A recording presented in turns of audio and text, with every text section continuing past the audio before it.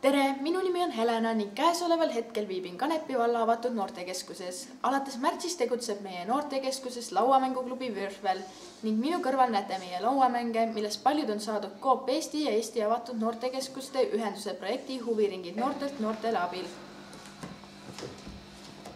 See ei ole midagi.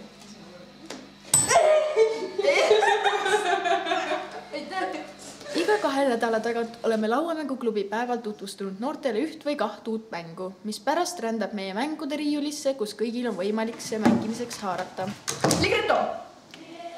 Mõtlete, mis mäng on seni meie noorte lemmik olnud?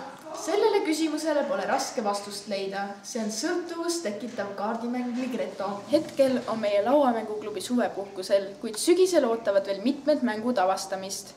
Kohtume sügisel!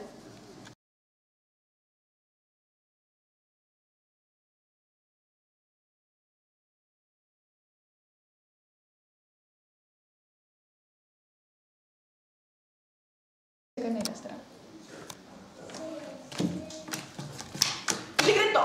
Keskuses. Alates märtsis tegutseb meie noortekeskuses lauamänguklubi Würfel. Mis asi? Würfel. Teiega pekkis lihtsalt, mina enam videosid ei tee.